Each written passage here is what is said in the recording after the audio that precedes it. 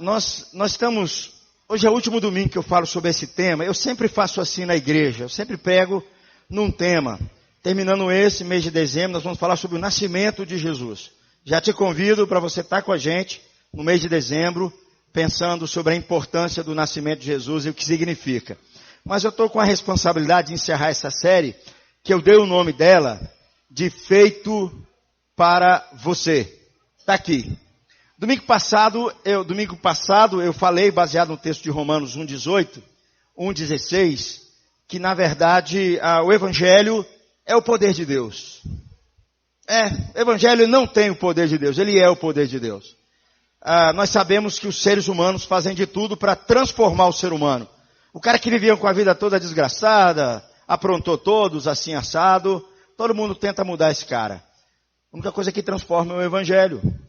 É isso que nós falamos domingo passado. O Evangelho é poder de Deus. Porque de fato o Evangelho foi feito para você. É isso que nós entendemos das Escrituras. E hoje eu quero pensar com você, para encerrar sobre isso, começando com uma pergunta. De quem realmente é o seu coração? Quem pertence o seu coração? Tá bom? O coração, na Bíblia, é a sede da onde parte a vontade, o desejo, o pensamento, as emoções. É a sede para tudo, é o coração. Por isso que a Bíblia fala que tem que transformar o coração. Porque mudando o coração, muda tudo. Muda comportamento, muda pensamento, muda tudo. E aí eu queria pensar justamente sobre isso. De quem realmente é o seu coração? Eu lembro um tempo atrás, eu citei essa música aqui, dos Rolling Stones. O refrão, eu sei que você já cantou. Alguns até já dançaram. Tentaram fazer karaokê no banheiro e aquele negócio não deu certo, porque a música dizia assim, I can get no satisfaction. Meu inglês está horrível, mas tudo bem, não é verdade? Mas o refrão da música significa o seguinte, eu não consigo ficar satisfeito, eu não consigo ficar satisfeito, eu não consigo ficar satisfeito, porque eu tento e eu tento. Como é que esses caras fazem uma música como essa, que eles tentam, nunca conseguem ficar satisfeito? Porque parece que alguma coisa toma o coração das pessoas, e ele diz que se elas tiverem aquilo, se elas se encherem com aquilo, se elas estiverem plenas com aquilo, elas vão ser felizes, elas vão estar bem uns com os outros. A música me faz pensar de que esses caras estão dizendo, eu tentei, e eu não consigo. Sabe o que é isso, queridos? Isso é a busca do ser humano. No fundo, eu quero te adiantar. É uma busca insana por Deus. Tentam de tudo. Tentam achar satisfação em tudo. Seja na música, seja na droga, seja no sexo, seja em tudo. Mas eles tentam e não conseguem. Sabe por quê, meus amigos? Porque no fundo, a questão está, onde é que está o seu coração? A quem pertence o seu coração? É isso que eu quero pensar com você nessa noite. Porque eu creio que existe uma mensagem de Deus para o ser humano que preenche a sua alma, que preenche o seu coração. Eu creio que foi isso que Jesus veio fazer. Jesus, ele veio resgatar o ser humano. Ele veio salvar o ser humano. Ele veio resolver a nossa encrenca que nós nos enfiamos nela. E aí, para a gente pensar, eu quero começar a ler com você Romanos, capítulo 1, do versículo 18 ao 31, para responder essa pergunta. De quem pertence o seu coração? Nós vamos ler todo o texto, e aí a gente vai pensar no texto depois de forma pontual. Eu vou ler os versículos pares, e você lê os ímpares desse texto aqui, por favor. Portanto, a ira de Deus é revelada dos céus contra toda a impiedade e injustiça dos homens que suprimem a verdade pela injustiça.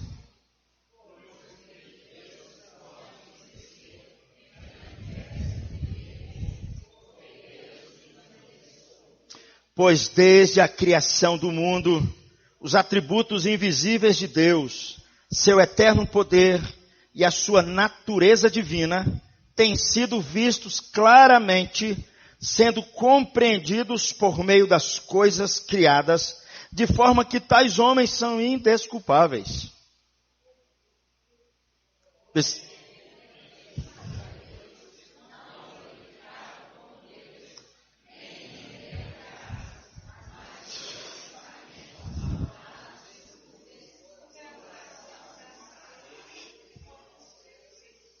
Dizendo-se sábios, tornaram-se loucos.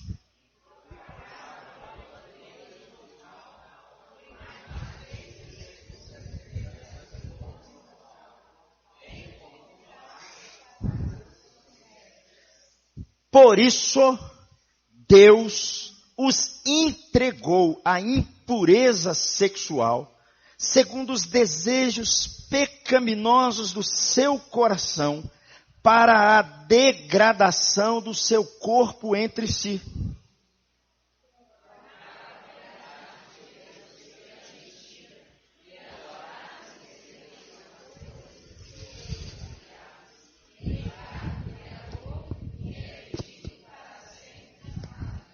Por causa disso, Deus os entregou a paixões vergonhosas. Até suas mulheres trocaram suas relações sexuais naturais por outras, contrário à natureza.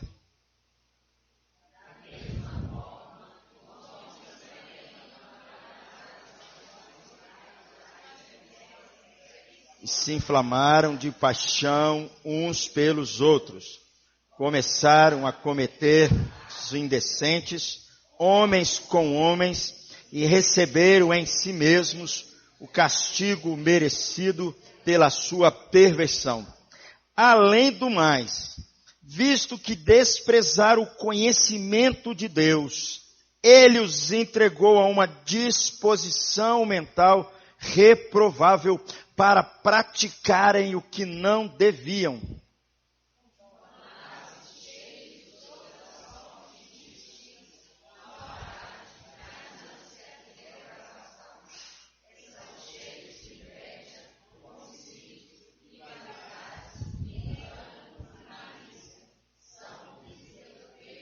Caluniadores, inimigos de Deus, insolentes, arrogantes, presunçosos, inventam maneiras de praticar o mal, desobedecem aos seus pais.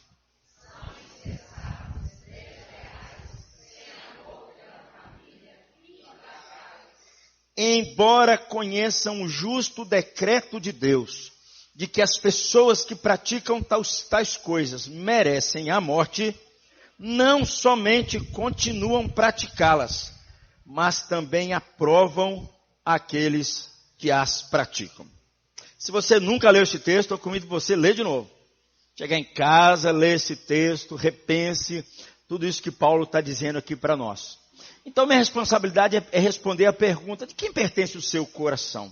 Seu coração pertence a alguém. Com certeza, o seu coração pertence a alguém ou a alguma coisa. Quando a gente olha esse texto, a gente percebe que Paulo, logo no começo do versículo 18, ele começa com uma conjunção. Portanto, ou pois, que está aí no versículo 18. Diz aí no versículo 18, portanto. Quando ele começa com essa conjunção, é porque ele está conectando algo que ele está dizendo antes. Ele vai ligar o que está dizendo antes com o que ele vai dizer logo embaixo. E o que Paulo está dizendo antes? Olha só o versículo 16 e 17, e eu convido você a ler comigo esses versículos.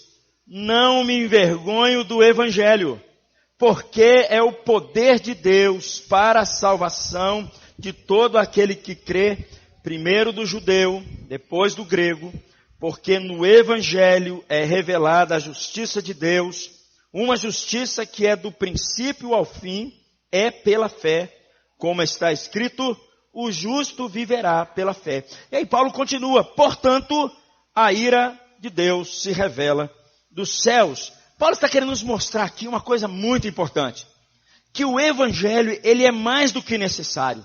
Não só para fazer você feliz, o evangelho, mas o evangelho é necessário para nos livrar da ira de Deus. É o que Paulo diz no versículo logo abaixo. Existe um negócio na Bíblia e na história que se chama a ira de Deus e que nós temos que enfrentar ou nós enfrentamos. A nossa confiança, a nossa alegria, ou melhor, a confiança de Paulo, a paixão de Paulo, a alegria de Paulo estava no Evangelho. Por quê? Porque Paulo sabia que Deus o havia livrado por meio do Evangelho da ira de Deus sobre ele. E Paulo sabia que qualquer pessoa, fora do Evangelho, ela está sobre a ira de Deus. É o que Paulo está dizendo. No Evangelho se revela a ira de Deus.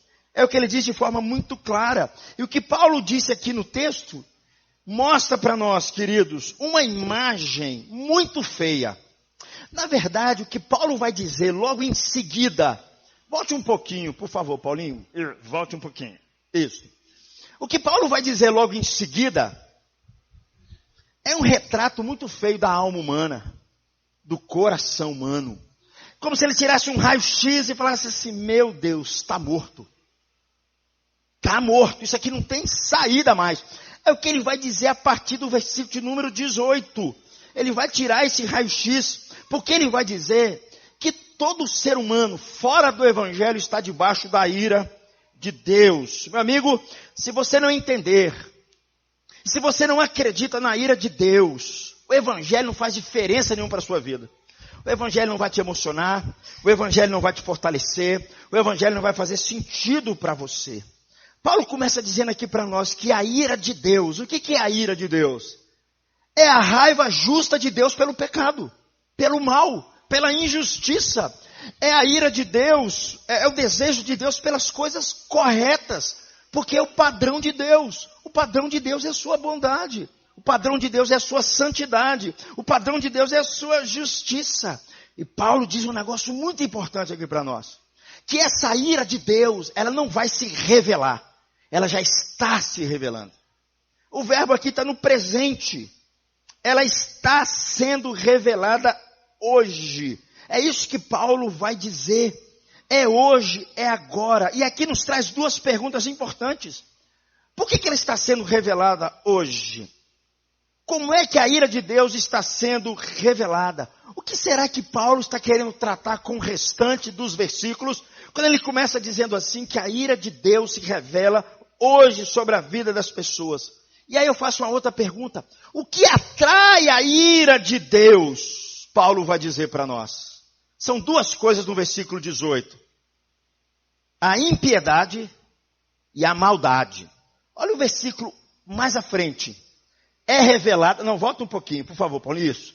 Portanto, a ira de Deus, leia comigo, é revelada dos céus contra toda a impiedade e injustiça dos homens que suprimem a verdade pela injustiça. O que traz a ira de Deus para o ser humano? Paulo diz que são duas coisas, a impiedade e a injustiça.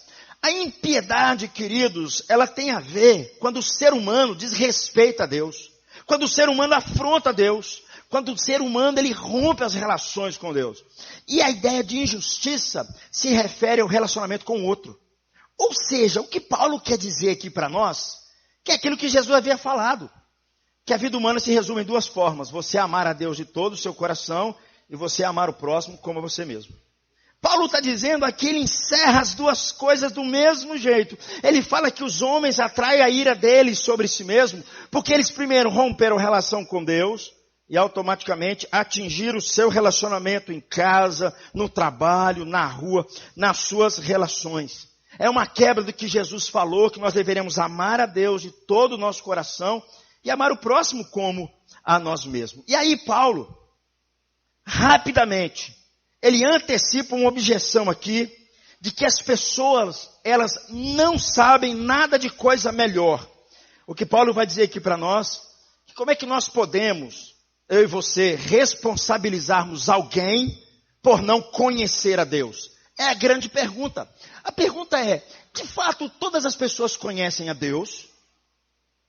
A Bíblia vai falar que sim. Paulo vai dizer que sim. Todo ser humano não vai poder chegar diante de Deus e falar assim, nunca ouvi falar sobre o Senhor, não sei quem é o Senhor, não me importa. Até o ateu vai ter que falar isso. É o que Paulo vai dizer logo abaixo. Agora o que Paulo vai dizer é que os homens têm esse conhecimento de Deus. O que eles fazem? Eles simplesmente abafam esse conhecimento. Eles suprimem esse conhecimento. É o que diz aqui no versículo de número 18. A injustiça dos homens que suprimem a verdade pela injustiça. No versículo logo abaixo, Paulo vai dizer que todos os seres humanos, em todos os lugares, em toda a terra, conhecem a Deus. Ninguém é ignorante com respeito a Deus. É lógico que essa revelação não responde todas as perguntas, mas ninguém é ignorante com respeito a Deus. Olha o versículo 21, leia comigo, se não é isso que Paulo vai dizer. Porque, tendo... Por favor, Paulinho, dê um toque. Um pouquinho para frente, Paulinho. Para frente. Isso. Um pouquinho para frente, Paulinho. Mais. Isso. Vamos ler comigo 21? Porque, tendo conhecido a Deus, não o glorificaram como Deus, nem lhe renderam graças, mas os seus pensamentos tornaram-se fúteis e o coração insensato deles obscureceram-se. Paulo está dizendo assim, que todos conhecem a Deus. Sabe por quê? Porque Deus se fez claro na sua criação. Deus, ao criar o universo inteiro, Ele deixou a sua impressão digital. Ao criar o universo inteiro, Paulo está dizendo aqui para nós, ninguém pode dizer que é ignorante com respeito a Deus.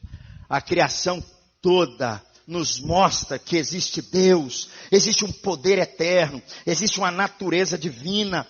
Todos sabemos, independentemente do que nós dizemos, se existe um Criador ou não, se você concorda ou não, Paulo está dizendo, todos conhecem a Deus. Porque a criação revela características do Criador, revela e aponta para o Criador. E Paulo vai dizer mais. Paulo vai dizer que todos nós somos dependentes e nós somos responsáveis de forma muito clara por esse conhecimento. Como eu disse, Miriam, nós não podemos saber tudo sobre Deus só olhando para a criação, só olhando para o sol, só olhando para a lua. É por isso que nós precisamos das escrituras, da Bíblia, porque a Bíblia vai dizer de forma mais clara e mais segura sobre Deus. Nós não sabemos tudo, mas uma coisa Paulo está dizendo, você não é ignorante com respeito a isso. Você não vai poder escapar dessa realidade. Mas o que Paulo chama a atenção aqui é muito sério. Porque ele diz que os homens conhecem a Deus, mas eles suprimem essa verdade. Eles escondem essa verdade. Eles abafam essa verdade. Queridos, vou dizer para vocês, isso é um ensino que vai na contramão da nossa cultura. É um ensino contracultural. Os cristãos, a quem o Espírito de Deus mostrou a verdade sobre o Criador, normalmente eles são acusados de serem reprimidos. Já viu esse negócio? Não, ser crente limita muito. Ser um cristão Deus proibir a gente de fazer um monte de coisa. Vocês são muito reprimidos. Vocês não podem desfrutar tudo, porque vocês são cercados de muitas regrinhas. Mas o que Paulo vai dizer aqui é justamente o contrário. Ele vai dizer assim para nós, que apesar de nós sermos reprimidos, nós, os cristãos, têm a verdade de Deus sobre eles, porque eles creem em Deus como Criador, como sustentador, como governador de todas as coisas. Agora, aqueles que não são cristãos, o que é que eles fazem com o conhecimento de Deus? Eles suprimem a verdade, eles escondem a verdade, eles não entendem bem sobre Deus. Eles, por mais que eles não tenham conhecimento completo, mas eles negam essa verdade. É assim que é o mundo. Portanto, querido, vivemos numa contracultura. Numa contracultura. As pessoas olham para os cristãos e falam assim, vocês é que são de mente fechada.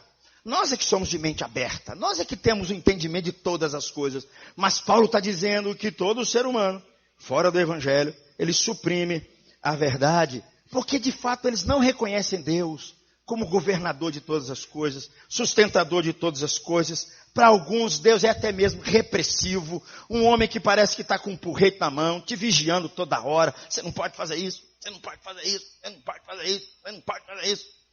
Um pai com a cara carrancuda e fechada, que parece que está emburrado com a vida. Sabe quem pensa assim? É porque não conhece Deus. Porque não conhece o amor de Deus. não sabe de fato quem é Deus, porque não se relaciona com Ele. O que Paulo vai dizer aqui, entre outras palavras, que todo ser humano, por conhecer a Deus, de uma forma ou de outra, ele adora. Você sabia que você é um adorador? Você sabia disso? Talvez você esteja adorando, colocando seu coração no lugar errado. Mas que você adora. E Paulo diz aqui que os homens, por causa disso, eles não têm desculpa. Todo homem conhece a Deus. Mas Paulo vai dizer que nem todos os homens glorificam a Deus e louvam a Deus ou dão graças a Deus. O versículo 21, mais uma vez, adianta um pouquinho, Paulinho, por favor. Leia comigo mais uma vez o versículo 21. Porque tendo conhecido a Deus, não glorificaram como Deus, nem lhe renderam graças, mas os seus pensamentos tornaram-se fúteis, e o coração insensato deles obscureceu-se. Não quer dizer porque você conhece a Deus, de que você adora a Deus. É isso que Paulo está dizendo, que você glorifica a Deus, que você louva a Deus. Isso soa, queridos, para nós, como se a ira de Deus viesse em resposta a isso. Em resposta ao quê? As pessoas esquecerem de dizer a Deus, obrigado. Obrigado. É por isso que a ira de Deus se revela, porque o ser humano nem faz isso. Ele não volta-se para Deus e fala, Deus, obrigado. Porque ele confia nele, ele confia no braço dele. Paulo diz aqui para nós um negócio muito interessante. Ele diz que nós somos plagiadores. O que é um plágio? Um plágio é quando você vai lá no trabalho, dá Ctrl+C, Ctrl+V e fala que é seu. Isso é plágio. Plágio é quando eu copio uma música, canto uma música, digo que é minha, mas não é minha. É assim que o ser humano faz. Nós tomamos aquilo que é de Deus e dissemos que é nosso. Nós tomamos aquilo que pertence a Deus e falamos, é nosso. Porque o ser humano, por um lado, ele não reconhece a sua dependência do Criador. Ele se afirma independente de Deus. Ele corta os vínculos com Deus como se fosse possível. O peixe dizer, vou viver sem o mar. Como se fosse possível. Mas ele sabe que Deus existe. Ele só não agradece a Deus. Ele só não louva a Deus. Ele não se volta para Deus. Muitos preferem a ilusão, queridos, de que nós podemos chamar as coisas que Deus criou e adorar, ao invés de Deus, adorar as coisas. Muita gente tem a capacidade de dizer aquilo que é certo e aquilo que é errado sem Deus. Que loucura! Que loucura nós vivemos! Nós não somos gratos porque nós não aceitamos o que Ele fez por nós e em nosso redor. Queridos, eu tenho aprendido uma coisa. Uma boa parte das pessoas estarem chateadas com a vida, brigando com todo mundo, não gostando do jeito que a vida está, não é por causa do pai e da mãe. Não é porque o papai e a mamãe não deu o brinquedinho que a criança queria quando era menor. A questão é com Deus. Nós estamos irados com Deus, porque nós não aceitamos os seus planos, nós não aceitamos o seu governo. É por isso que as pessoas ficam assim. E é o que Paulo está dizendo aqui. As pessoas não são gratas para com Deus. E o que acontece quando as pessoas se recusam a reconhecer a Deus, se recusam a depender de Deus como Deus? Paulo vai nos dizer aqui que, por um lado, você continua adorando. Porque adorar é uma característica humana. Adorar é uma característica do ser humano. Simplesmente eles mudam o objeto da adoração. O que Paulo vai dizer aqui para nós, versículo 23, leia comigo, por favor. Trocaram a glória do Deus imortal por imagens feitas para parecerem mortais. Pássaros, animais e répteis. Eles trocaram. Em vez de adorar a Deus, eles adoram as coisas de Deus. Em vez de servir a Deus, eles servem as coisas que são criadas por Deus. Olha o versículo 25 e 26, por favor. Trocaram a verdade de Deus pela mentira. Adoraram e serviram as coisas e seres criados em lugar do Criador, que é bendito para sempre. Amém. Por causa disso, Deus os entregou a paixões vergonhosas. Até suas mulheres trocaram suas relações sexuais naturais por outras contrárias à natureza. Querido, nós devemos adorar alguma coisa. Nós fomos criados para adorar o Criador. O problema é que o ser humano rejeitou adorar a Deus e adora as coisas. Nós temos que viver por alguma coisa. E viver por essa coisa, querido, vai captar o seu coração, vai roubar o seu coração, vai roubar a sua imaginação, a sua fidelidade, que deve ser o único local onde Deus deve estar presente. Mas as coisas criadas, nós colocamos no lugar de Deus e adoramos as criaturas, ao invés de adorar a Deus. O termo que a gente dá nisso na teologia se chama idolatria. Idolatria não é só imagem. Idolatria é quando você pega qualquer coisa e diz, é isso que vai ser a fonte da minha felicidade. Eu não preciso me sujeitar a Deus. Eu não preciso. Se eu tiver isso, eu sou feliz. Se eu alcançar tal coisa, eu sou feliz. Essa é a ideia por trás da idolatria. E é o que Paulo está dizendo aqui. Para cada um de nós. Porque nós vamos continuar adorando. O problema é quem você adora. Alguma coisa vai capturar o seu coração. Alguma coisa que não é Deus vai roubar o seu coração. Qualquer coisa que seja, queridos. Qualquer coisa. Nós adoramos e colocamos no lugar de Deus e servimos a essas coisas. Essas coisas tornam-se para nós como se fosse um Deus para nós. Um Deus. Vou dar uma dica para você, meu irmãozinho, hein? Sabe por que você está nervoso, meu irmãozinho? Sabe por que você está preocupado? É porque tem um ídolo no seu coração, meu irmãozinho, que não é Deus. Entenda esse negócio. Sabe por que as pessoas brigam umas com as outras? Sabe por que as pessoas pecam umas com as outras? É porque elas não louvam a Deus. É porque elas preferem adorar as coisas criadas ao invés de adorar a Deus. E esse ídolozinho está falando, eu vou te dar, hein? Eu vou te dar. Me serve que eu vou te dar, eu vou te dar, eu vou te dar. Não se esqueça um detalhe. Eu falo isso para todo mundo. Ele dá com essa mão e pega com essa. Ele dá com essa mão e pega com essa. Porque nós não estamos adorando a Deus. Nós estamos adorando as coisas criadas por Deus. E é bom dizer que essas coisas criadas por Deus, elas são boas. E nós temos a capacidade de pegar as coisas boas e colocar no lugar de Deus. E adorar, mas elas são boas. Porque nós temos a capacidade de fazer qualquer coisa boa no lugar de Deus. Gente, não tem coisa mais deliciosa do que a família. Mas a família pode tomar o lugar que pertence a Deus. Não tem coisa mais maravilhosa do que os filhos. Mas os filhos podem assumir o lugar que pertence a Deus. Não tem coisa mais deliciosa do que você estar bem com a sua esposa.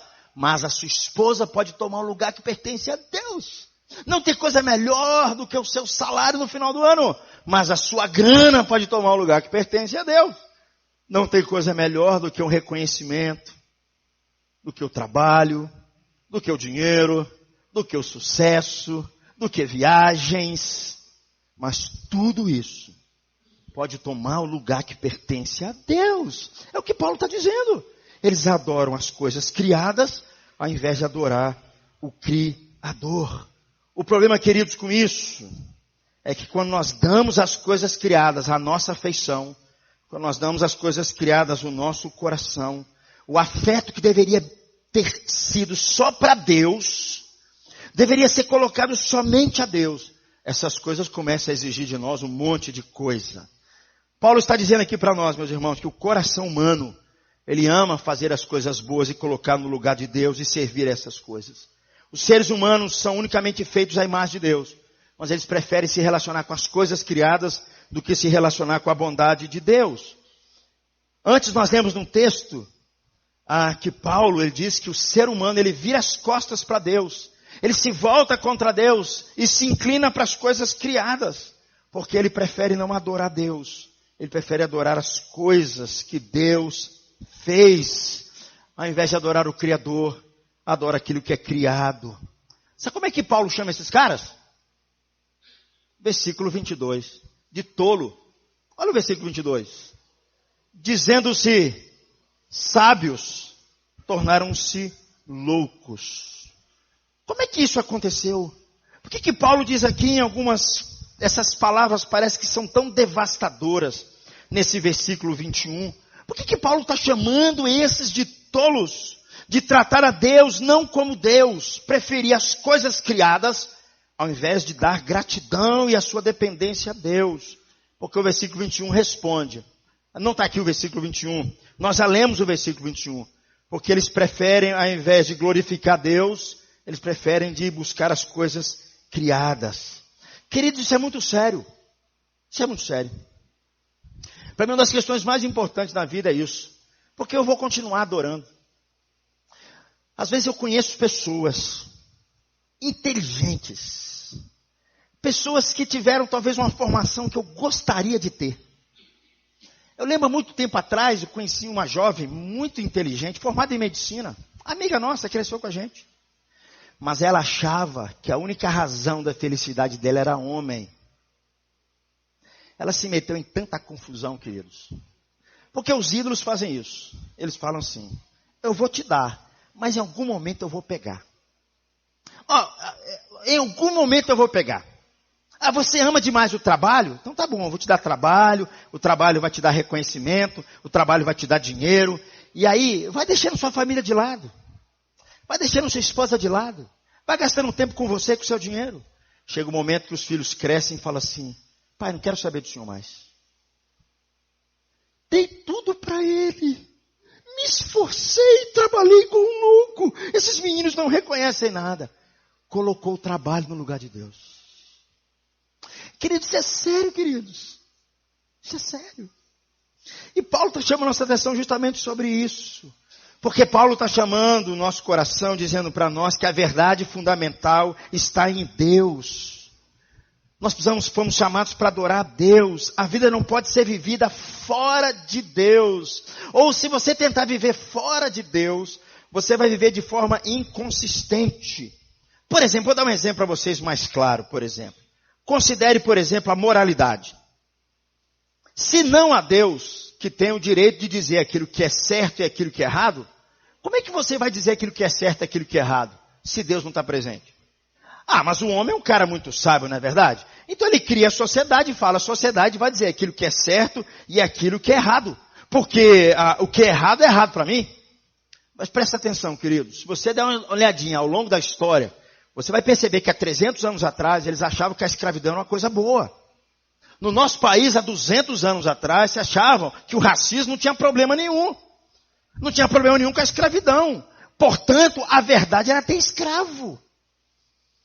Como é que nós podemos dizer aquilo que é certo e aquilo que é errado, se Deus não está aqui?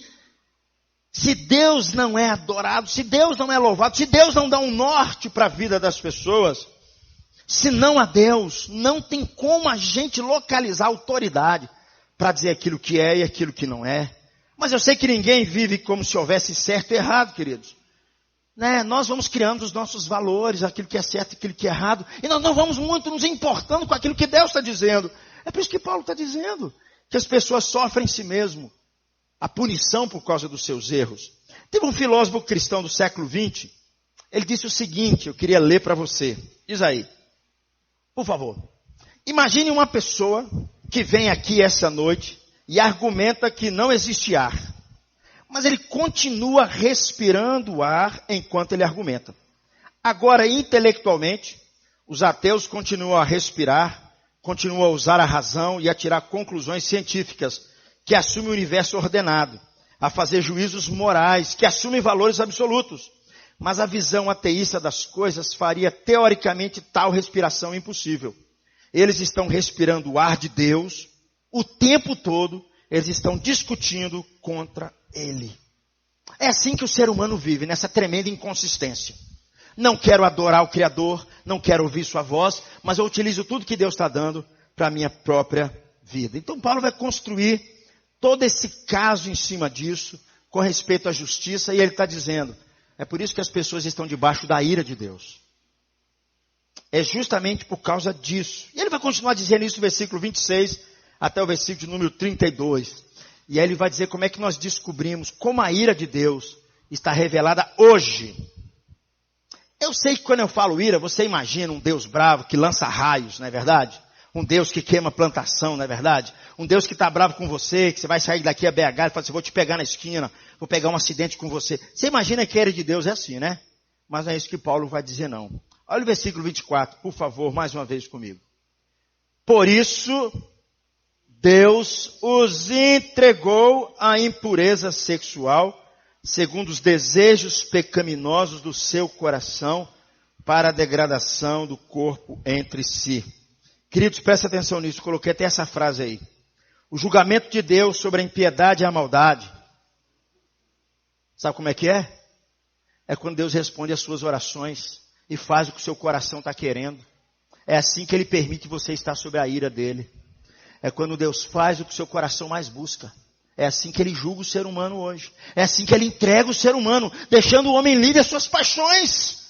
Não, eu tenho uma opção. Eu quero largar minha esposa, eu quero mudar de sexo, eu quero fazer o que está bem entendendo. Deus cerca o cara de todas as formas. Ele insiste, Deus fala, soltei a mão, meu bem. Pode ir agora. É assim que Deus revela a ira dele hoje. Ele entrega os homens às suas paixões. É o que Paulo está dizendo, queridos. Ele entrega os homens às suas próprias paixões. Ou em outras palavras, aquilo que está insistindo, e Deus fala, não. Deus, então tá bom, então faz. É assim que a ira de Deus é manifesta hoje. E muitas pessoas entram nessa confusão, queridos. As coisas que nós servimos, elas não vão te libertar. Pelo contrário, elas vão te controlar. Porque a única coisa que não controla a gente é Deus. Porque Deus me ama. Agora as coisas criadas nos controlam. É por isso que a gente percebe tanta gente confusa. Tanta gente assim, sem sentido na vida. Porque ela está colocando o coração dela no lugar errado. Ela está insistindo, dizendo, eu preciso ter isso. Uma vez que o meu coração tem isso, eu não preciso me centrar mais em Deus. Querido, seja sincero. Aqui é uma pergunta para você, seja sincero. Onde é que você tem alegrado mais o seu coração? Seja sincero. Responda para você. O que traz alegria para o seu coração? O que faz você que parece que agora sim, é quando a conta bancária está gordinha? Dezembro está chegando, ó. É isso mesmo? É quando as coisas estão andando devagarzinho? Certinho na sua vida? O que faz você? Percebe, queridos, tem muitas coisas que nós vamos responder que não tem nada a ver com Deus. E aí que está o perigo que a gente tem que abrir os nossos olhos e perceber que muitas vezes a nossa vida não está centrada em Deus, está centrada em nós mesmos. Nós não estamos fazendo Deus como nosso Senhor e Salvador a quem nós adoramos. Nós estamos simplesmente usando Deus e nos satisfazendo com as coisas de Deus. Sabe, meus amigos, a tragédia da humanidade é que nós nos esforçamos para algo e nós não conseguimos encontrar o que nós poderíamos receber de graça. O ser humano entra numa busca maluca por felicidade, por paz, e ele vai das coisas criadas. Um dia desse, no encontro de casais, eu me lembro. Do encontro de casais. Eu soltei uma musicazinha para eles. Uma música que todo mundo já dançou, porque é da década de 80. Todo mundo cantou, todo mundo dançou. Mas a música dizia uma coisa mais ou menos assim. Meu amor, sem você minha vida não vale a pena. Meu amor, sem você eu estou perdido. Sabe o que é isso? Isso se chama idolatria. Porque está fazendo da pessoa alguém que está pensando, essa pessoa vai me dar o que só Deus pode me dar. Isso é idolatria, queridos. Isso é idolatria dos tempos modernos. E Paulo está dizendo aqui para nós. É esse que é o problema. Deus tem para nos dar de graça para a gente desfrutar. E aí nós eliminamos a verdade e buscamos outras coisas. É interessante porque Paulo, no texto que nós lemos anteriormente, ele pega a palavra dizendo desejos pecaminosos. E é a mesma ideia da palavra para luxúria. A ideia de luxúria, presta atenção nisso, queridos. É desejo em excesso. É excesso de desejo. É um impulso fora do controle. É um impulso que controla você.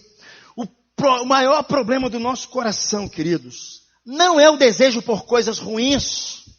Não é esse o problema. É o desejo em excesso por coisas boas. Porque essas coisas passam a controlar a nossa vida e assumir o lugar que pertence a Deus. Não é o desejo por coisas ruins. É o excesso por desejo por coisas boas.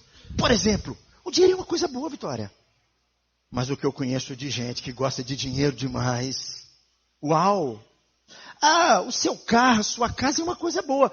Mas eu encontro de pessoas que são materialistas ao extremo. O consumo é uma necessidade humana. Mas o que tem gente que faz do consumismo um Deus para si mesmo. O que é isso? É um excesso de desejo em coisas boas. É essa palavra que Paulo está usando aqui para nós. E a pior coisa, querido, que pode acontecer a mim e a você, é quando nós damos o nosso coração a esses desejos. Esses desejos passam a controlar a nossa vida. Por exemplo, um exemplo simples aqui. Um homem adora o seu trabalho. Ele adora a sua empresa. Ele serve a sua empresa como um louco. Ele impulsiona a sua vida em volta daquela empresa. Ele impulsiona a sua vida em volta do trabalho. Tudo mais na vida dele é ajustado por causa do trabalho. A pior coisa que pode acontecer a esse cara, sabe qual é? O INSS bate na porta da casa dele e fala assim, você vai ter que aposentar. Ele fala, não, vou continuar trabalhando. A pior coisa que pode acontecer na vida desse cidadão é quando ele perde o emprego. Ele fala, minha vida acabou, eu vou tirar minha vida. Por que você vai tirar a sua vida, cara? Se seu emprego, você perdeu o seu emprego? Seu emprego é um Deus para você? Então, queridos, Paulo está chamando nossa atenção para uma questão muito séria aqui para nós. Ele é um poeta inglês, ele disse uma frase muito interessante. Ele diz assim, por favor, quando os deuses querem nos punir, o que ele faz? Responde às nossas orações. Os nossos desejos em excesso, as nossas paixões loucas, as coisas que estão no nosso coração que são incontroláveis, que nós achamos que nós precisamos ter aquilo, que toma o lugar de Deus, é aqui que a ira de Deus se revela.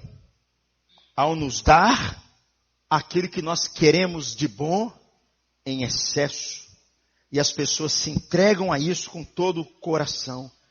A pior coisa que Deus pode fazer aos seres humanos hoje é deixar os seres humanos entregues às suas paixões, entregues aos seus objetivos idólatras. É o que Paulo está chamando a nossa atenção.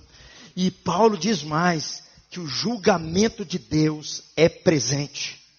O julgamento de Deus é destrutivo. Quando nós pecamos, ele cria uma tensão muito grande com respeito à ordem que Deus criou. Em vez de nós encontrarmos a bênção, o nosso pecado provoca rupturas no nosso coração, nas nossas emoções, nos nossos relacionamentos. Queridos, a grande tragédia é que nós escolhemos isso hoje. Deus nos permite caminhar pela porta que nós escolhemos. Eis a tragédia humana.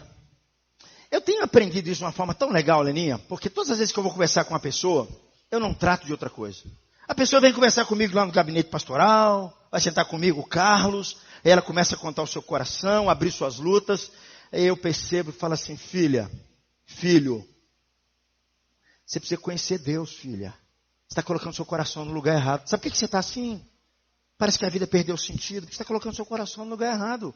Porque se Deus é bom, se Deus é amor, se Deus já provou que me ama, Ele vai cuidar de mim. Por que você está assim? Aí eu quero fazer uma pergunta, queridos. Existe alguma fuga para isso? Existe algum caminho para isso de volta? Paulo vai responder isso. Paulo vai responder, versículo 25. Leia comigo, por favor. Trocaram a verdade de Deus pela mentira e adoraram.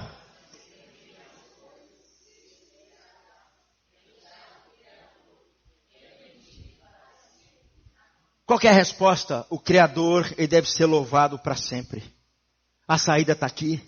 A saída está em nós, ao invés de suprirmos a verdade, escondermos a verdade, abafarmos a verdade, virarmos as costas para Deus, é nós nos voltarmos para Deus. Em gratidão a Deus. Nós aprendemos a depender de Deus, aprendemos a confiar em Deus, a entregar a chave do meu coração ao governo de Deus. Querido, não é só para Deus te abençoar, não, presta atenção nisso. Porque as pessoas parecem que só queriam Deus por causa disso. Ainda você não conhece a Deus, você tem que buscar a Deus por causa dEle. E Paulo diz aqui para nós, é desejá-lo mais do que tudo. É adorá-lo mais do que tudo. Essa é a motivação que tem que estar por trás aqui do nosso coração. Paulo vai dizer que nós precisamos conhecer o Evangelho. É isso que ele vai dizer aqui para nós. Porque o Evangelho, ele mostra para nós de forma muito clara quem de fato nós somos. O Evangelho vai dizer para nós que nós somos, uau, meu Deus.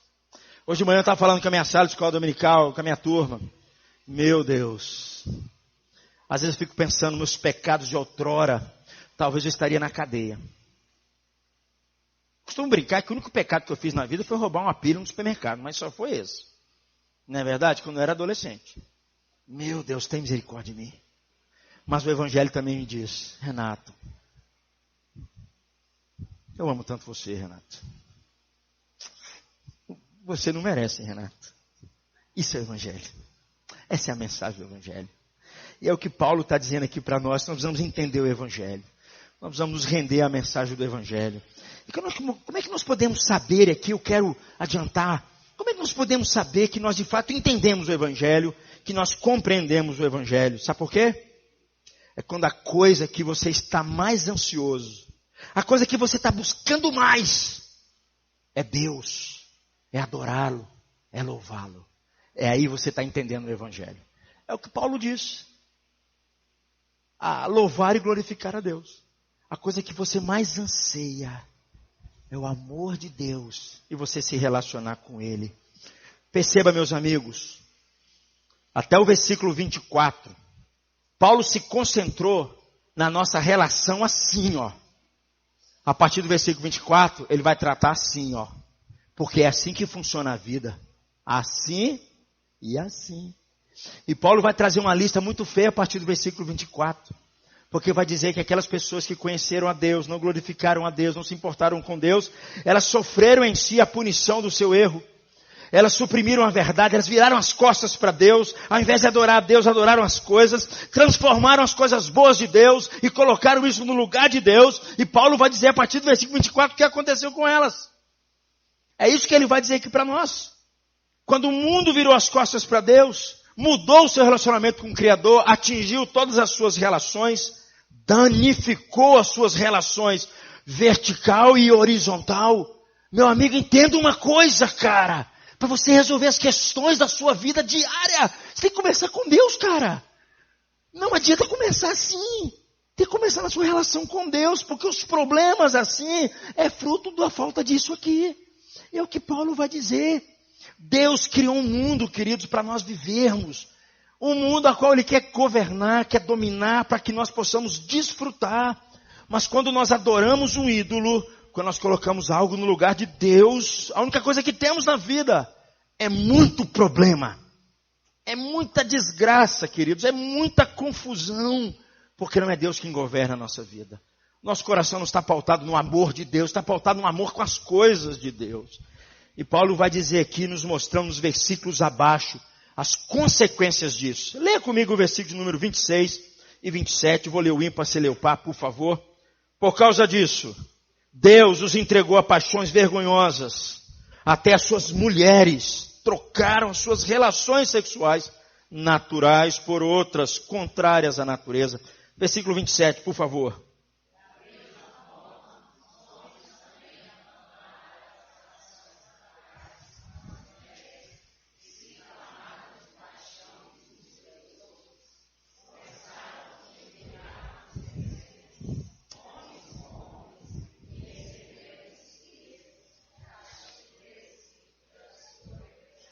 Esse é um dos textos mais controversos da Bíblia, ainda mais nos dias de hoje, porque é o texto que fala de forma mais clara sobre a homossexualidade.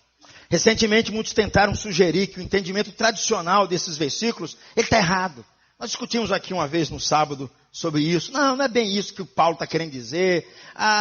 Ele está condenando aqui, é quem é homossexual, mas mantém uma relação, em vez de ser com o namorado dele, com outra pessoa. É isso que Paulo está condenando. Não é isso que Paulo está querendo dizer aqui, não. Paulo está dizendo que quem faz essa opção está sendo contrário à natureza. A ideia de contrário à natureza é uma ordem criada por Deus. Deus fez assim. Não tem como mudar. Eu até cito, né? Se você assistiu um filme assim, altamente, para a gente crescer no conhecimento, Baby o Porquinho. Quem assistiu esse filme? Quase todo mundo vê esse filme na televisão. Você veja. O que é Baby o Porquinho? Eu uso a minha liberdade para ir contra a minha natureza. Porque ele diz, eu não sou um porco, eu sou um cão pastor. Vocês estão me vendo aqui? Não, eu sou um cão pastor. Eu tomo conta de ovelhas.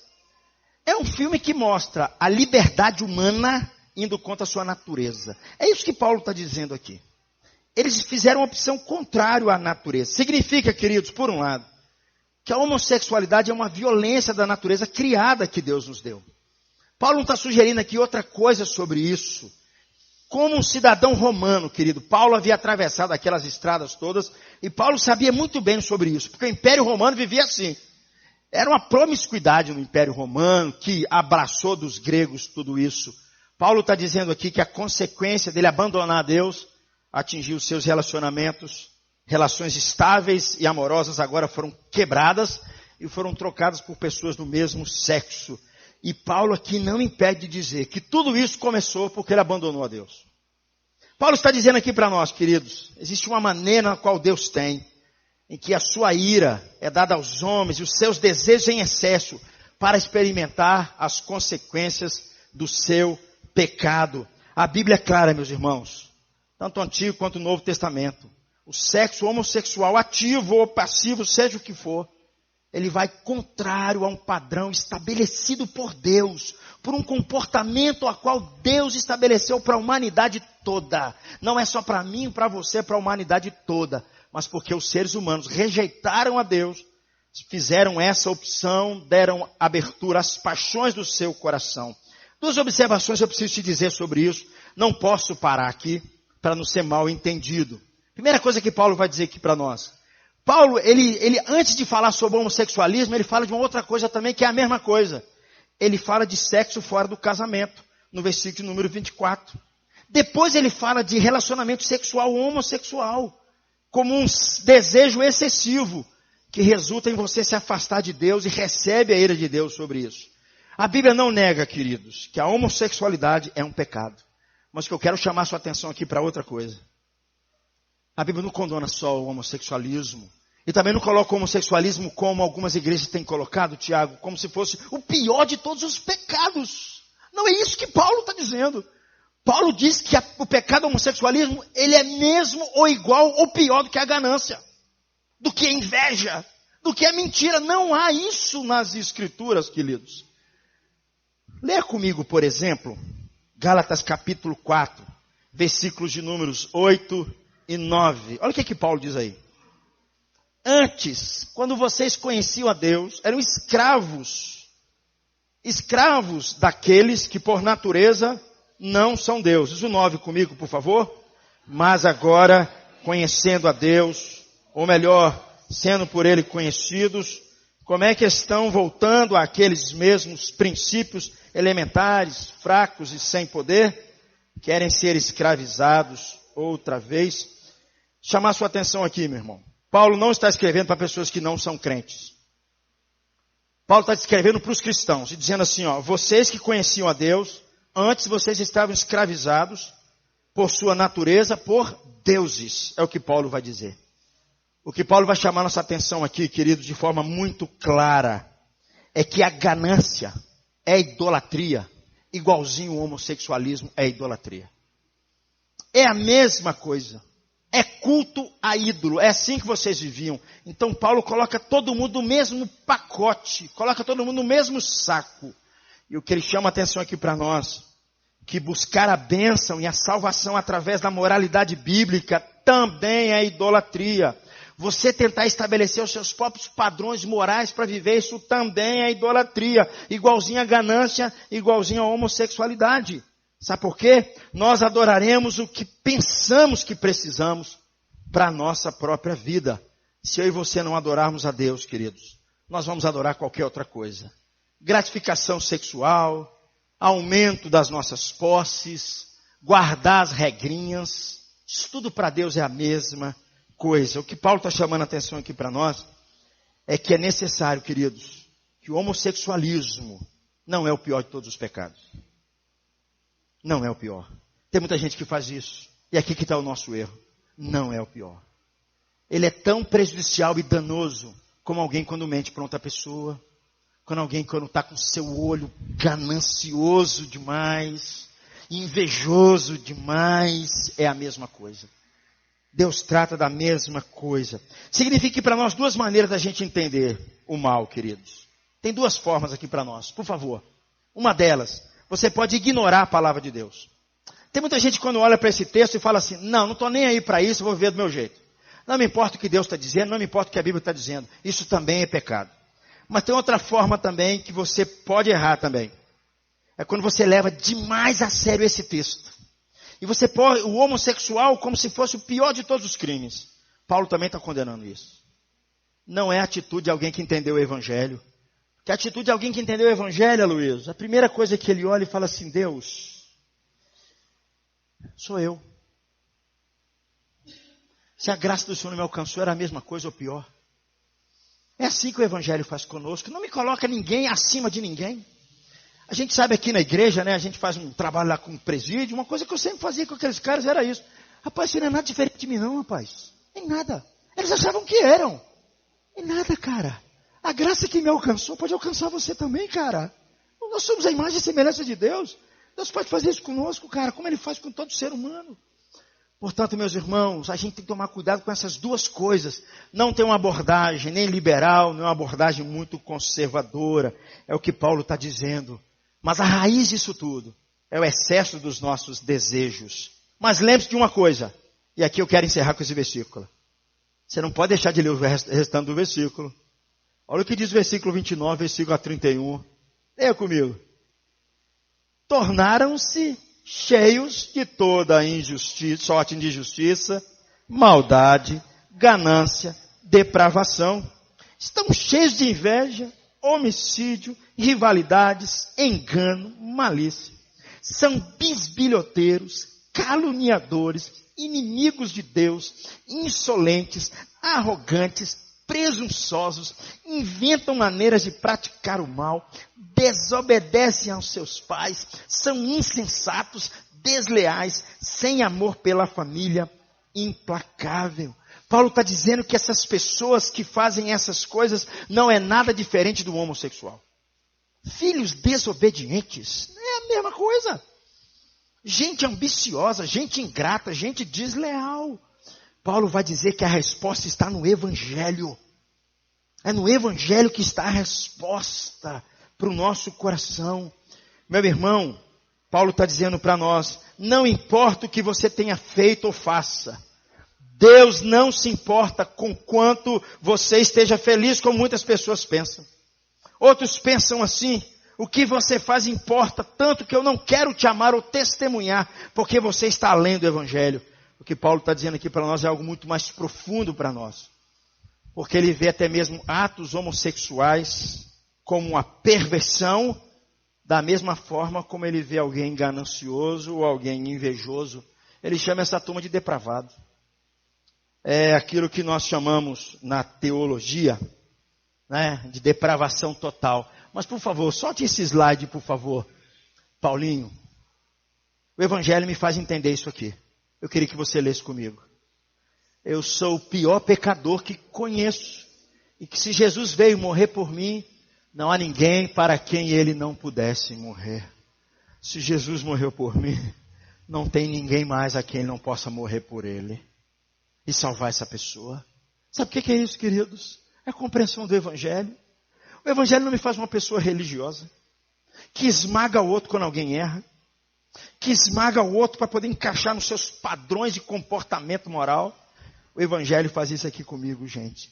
Porque o Evangelho me torna livre para obedecer Jesus, para amar Jesus e para amar o outro. O Evangelho me torna capaz de aceitar a definição de Jesus sobre o meu próximo, entendendo que se Ele me alcançou, Ele também pode alcançar o outro com a graça dEle, queridos. Todos nós, queridos, precisamos entender essas coisas.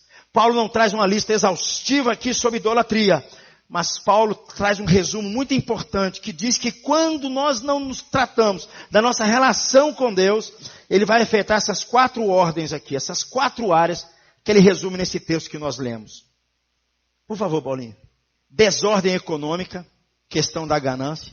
Desordem social, tem a ver com assassinato e contenda, com engano e com malícia. Atinge a família porque os filhos são desobedientes aos pais. Há uma ruptura nos relacionamentos. As pessoas vivem sem coração, são desleais, e são sem piedade. É um termo que nós usamos na teologia, que alguns entendem muito bem o que eu vou dizer. Se chama depravação total. Essa é a doutrina da depravação total, que nos diz de forma muito clara que nós somos pecadores. A nossa natureza é má.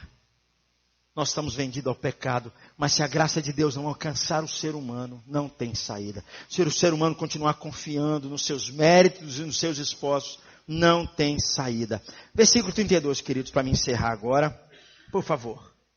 Embora conheçam o justo decreto de Deus, de que as pessoas que praticam tais coisas merecem a morte, não somente continuam a praticá-la, mas também aprovam aqueles que a praticam. Paulo está se referindo aqui às nossas consciências. Quase toda pessoa em cada sociedade compreendeu de uma forma ou de outra aquilo que é certo e aquilo que é errado. E nós podemos decidir que nós temos direito de definir essas coisas. Mas nós precisamos concordar com algumas categorias que Paulo já nos disse antes. Uma delas é que eu e você somos pecadores. Eu e você somos vendidos ao pecado. Eu e você, por um lado ou por outro, até mesmo aprovamos o mal que as pessoas fazem. É o que Paulo está dizendo. Ele tem em vista que pessoas que promovem e encorajam a idolatria. E aí, queridos, eu queria fazer uma pergunta para você aqui. Será que eu sempre incentivo meus filhos a fazer ídolos dos resultados do seu exame? Às vezes os pais estão esmagando os seus filhos porque querem que eles tirem 10, que eles sejam os melhores. Sabe o que está por trás disso, queridos? Idolatria. A idolatria que está por trás disso. Não que você não tem que incentivar o seu filho para tirar nota boa. Eu sei o que é isso. Não é verdade? Mamãe nunca precisou falar isso comigo. Nunca precisou. Não é verdade?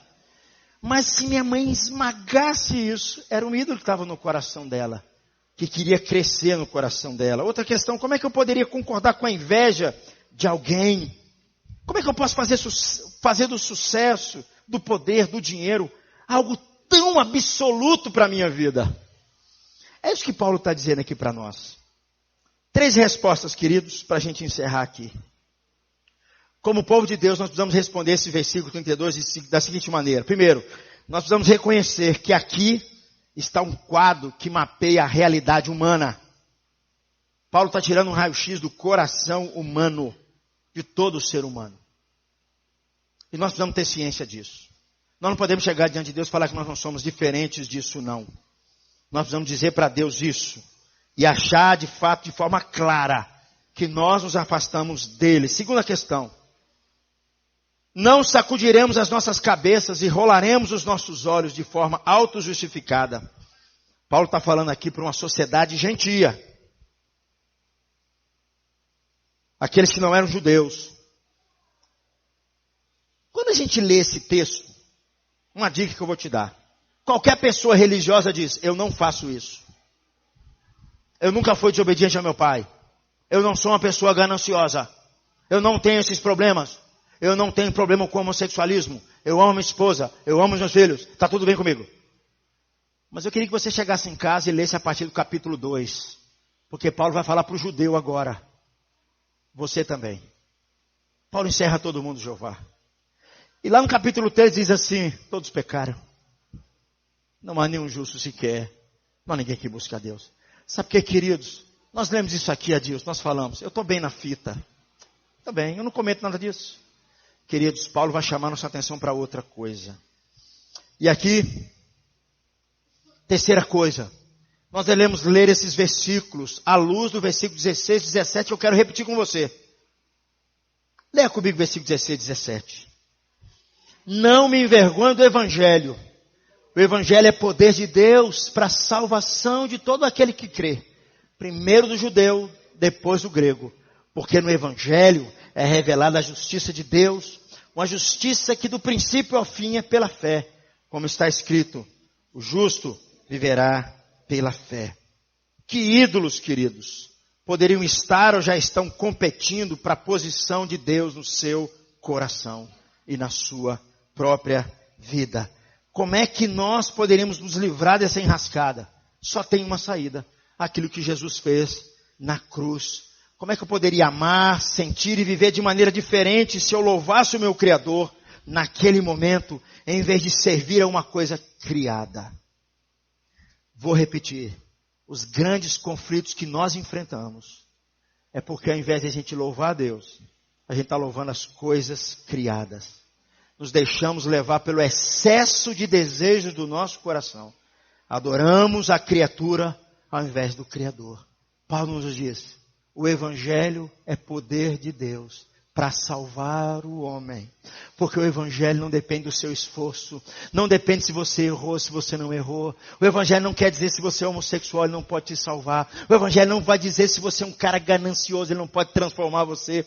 Porque o Evangelho é para gente pecadora. O que você precisa fazer é reconhecer diante de Deus a sua condição. É dizer assim para ele, Deus, de fato eu não tenho louvado o Senhor. Eu não tenho amado o Senhor. Eu não tenho adorado o Senhor. Eu tenho adorado as minhas coisas. É essa oração que nós vamos fazer diante de Deus. Eu queria nesse instante orar pela sua vida. Pedir a Deus pela sua vida, pelo seu coração. Para que Deus